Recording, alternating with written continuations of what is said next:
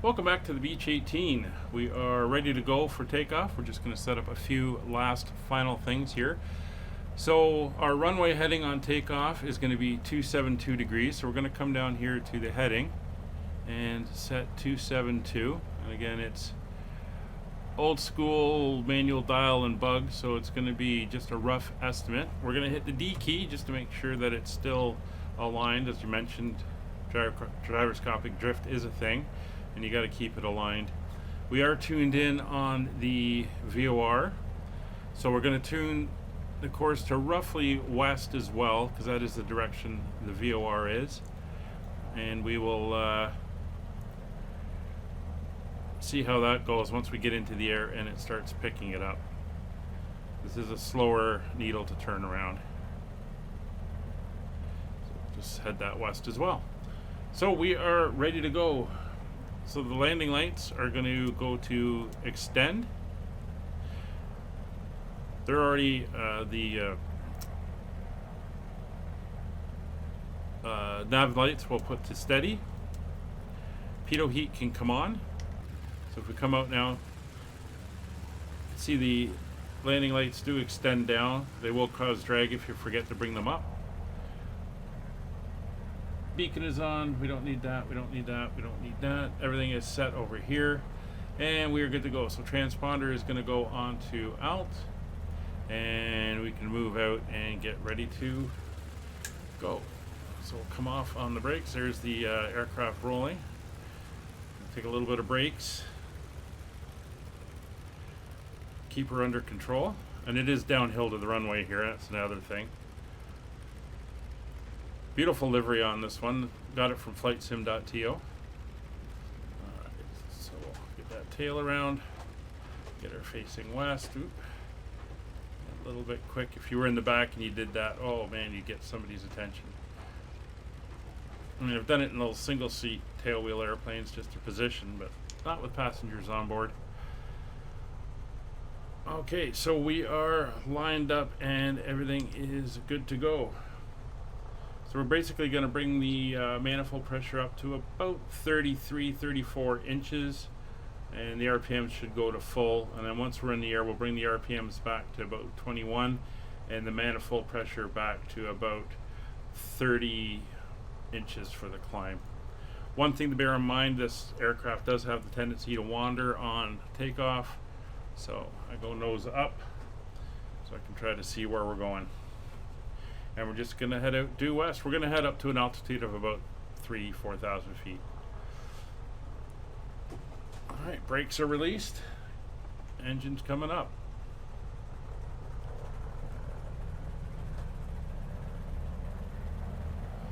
And she is going to want to drift. Oop. One thing I forgot. Lock that tail wheel to help keep you centered. I'm already drifting a little bit. Tail comes up. The engines for some reason are all over the place, dragging you. They shouldn't be. There we go, 80 knots. She takes off at about 90. There we go. And we'll add some trim, get her up so there's positive rate. And up come the gear.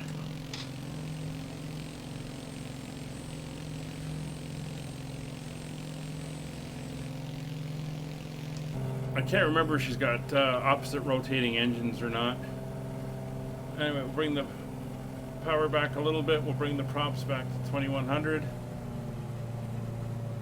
Again, small amounts. You end up chasing needles in this thing.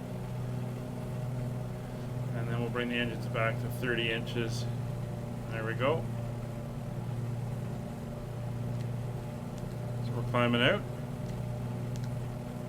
So you can see our VOR needle is kind of indicating where we should go. We're pitched up and we are climbing. So the Autopilot has two different sections. There's this section over here and this one here. So this one tells it what mode to be in, and right now it's straight up and that's heading mode. So if I come over here, I can go click on roll, which is the power on, and it automatically puts it into roll mode, so it should lock at wings level. And I've had trouble. Sometimes you got to do this a couple times.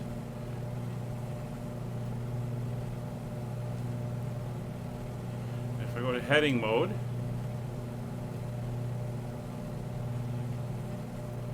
yeah, this is a problem with this thing.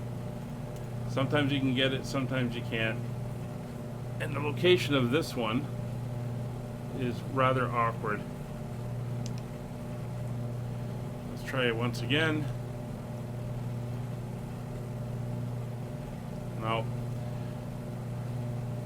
See, it's not doing a thing. I can move the airplane, so it's not holding it in the wings level, which is a shame. Sometimes it just takes a restart to get it up and running. That said, the aircraft does fly reasonably well, hand flying it. So we're heading out towards the Perth airport, climbing up to 4,000 feet so we can start to nose down. And we'll go into cruise power. So again, the throttles will bring the manifold pressure back to 30, and we'll bring the engine RPM down to 1900. There we go. We got a nice cruise power setting. And we're going to trim it for level flight, or level-ish flight. And our airspeed will be up about 150 or so. And we'll just keep adjusting.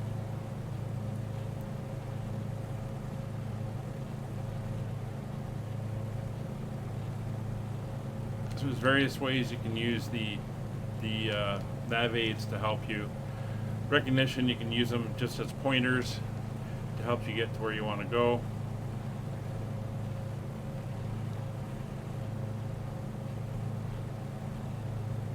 So the VOR is over there. The VOR is not at the airport, it's before the airport, so it'll actually flip before we get there.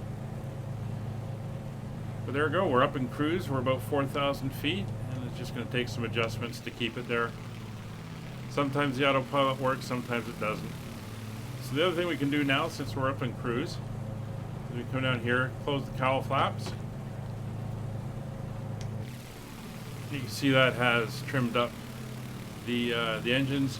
The other thing we got are the lights. Again, we'll come down here and retract, and they've now pulled up. And both of those things will help a knot or two of speed. And of course, it changes the trim, so you gotta pull it up. She tends to look like you're a little bit nose down in flight, but she's not too bad. So we're coming up to the Perth airport. There it is right there.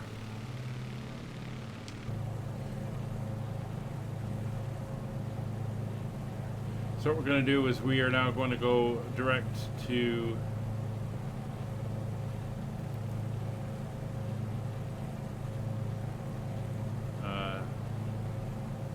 Aberdeen. So EG. Of course, it would be very nice if the autopilot was working. EGPH.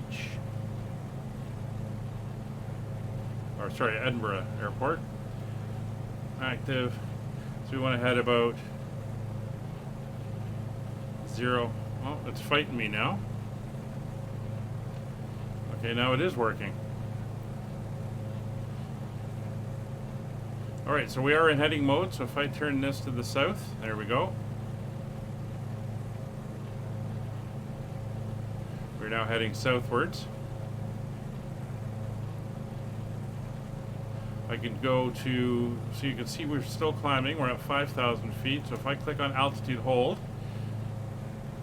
now we're going to hold 5,000 feet.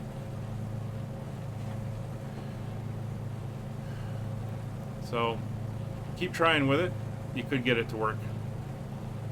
I'm going to roll out now, and we're now heading towards due south where I dialed it in. Now remember, we got the second VOR locked in here. So if we wanted to follow that VOR, say we were doing a route that had multiple VORs, what we can do is we can switch the frequency. Alright, so we've switched over. We can now come in here and turn this until we pick up what radial we're on. That will take us towards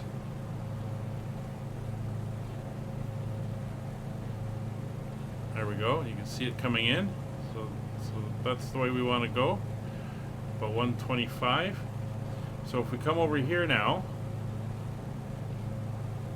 and we turn this over to nav, we gotta get up high enough where it'll do it. And we're in nav mode now. You'll see we're turning. And we should now follow this line, which is going to take us down to the SAB VOR.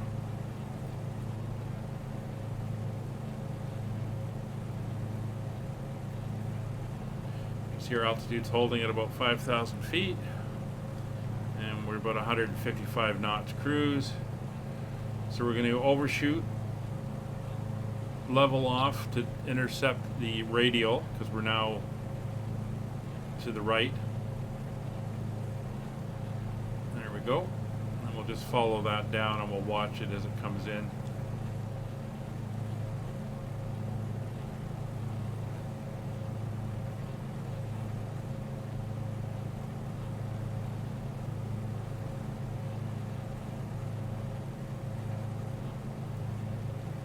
If we were to turn this and simulate, okay, we've just come over, you can see it turning again to get us lined up.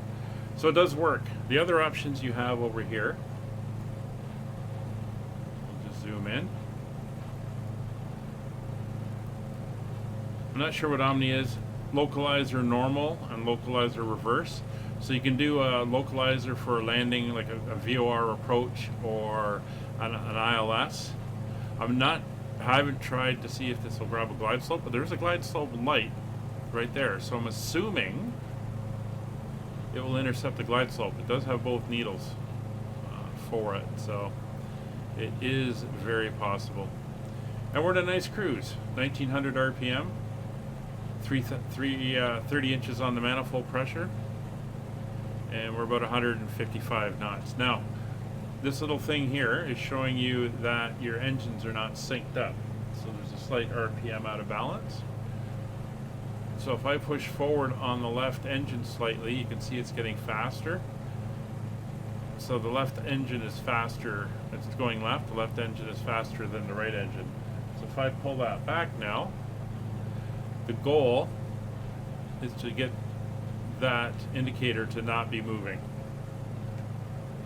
If it's moving, you're going to get a pulsing noise sound coming in because the frequencies are going to be off. So you want to try to get it minimal movement, like about there. Aircraft like the King Air have a button you can push and it'll automatically sync the props so that you don't have this. But there we go. We are in cruise and everything is well. So we're going to be heading down to Edinburgh Airport. So I'm going to set the heading bug to south. And we'll go, again, I have to get up and over the gauge, the switches here. Back to heading mode. There we go. And the aircraft is heading off to the south. See the beautiful Firth of Forth here. It's Glen Rothes, Kirkcaldy. We're going to head down that way, cross over the water, and come into the airport. Airport elevation at Edinburgh is 1,306 feet. So we're going to go down to, let's call it 1,200 feet for our approach.